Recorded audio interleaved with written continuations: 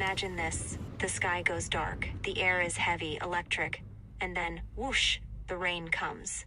Sheets of it, relentless. People scatter, heads down, shoulders hunched, clutching bags and soaked papers. You've been there, haven't you? Caught in a sudden storm, unprepared, desperate for shelter.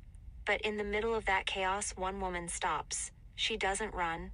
She doesn't curse the sky. She doesn't rush past the shivering man or the crying child. No, she stands still, and she opens her umbrella. And that's where our story begins. The storm came without warning, a sudden curtain of rain, heavy and relentless. People scattered, heads down, shoulders hunched, their faces tight with frustration as they clutched their soaked bags and papers. Nearby, a man stumbled, papers scattering into the muddy puddles like fallen leaves.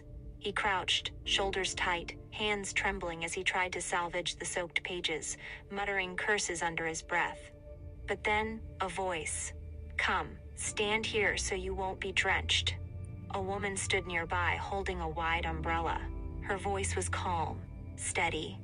She didn't lecture him. She didn't scold him for cursing. She just made space. The man hesitated, but eventually he stepped under her umbrella. A moment later, a mother rushed past, clutching her child's hand as their clothes clung to them like second skin. The little boy's face was streaked with tears, his small voice catching as he cried, tugging desperately at his mother's arm. "There's room here," the woman said softly. "Come and stay dry." They paused, eyes flicking to the shelter she offered. And then they stepped closer. One by one, they came. A young girl clutching her schoolbook so tightly they bent at the corners. An elder leaning heavily on a weathered cane, a man without a coat. His arms wrapped tight around himself as he shivered in the cold. No one pushed, no one complained. They just huddled, together. The rain didn't stop, the storm didn't pass, but something shifted under that umbrella.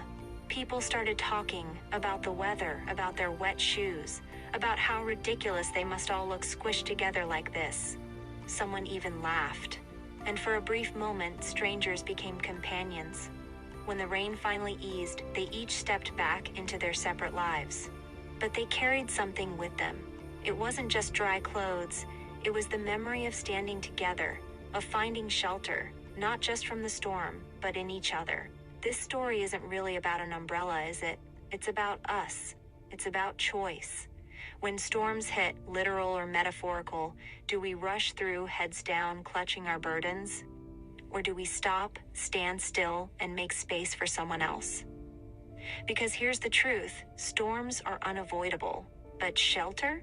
Shelter is something we can choose to create, for ourselves and for each other. This week, I want to leave you with a simple challenge.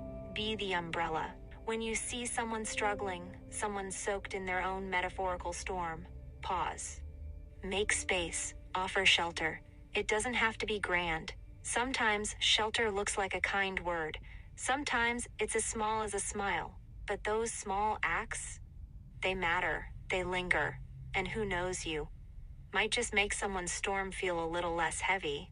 So let me ask you this one last time. In the storms of life, are you rushing through with your head down? Or are you stopping, opening your umbrella, and inviting someone in?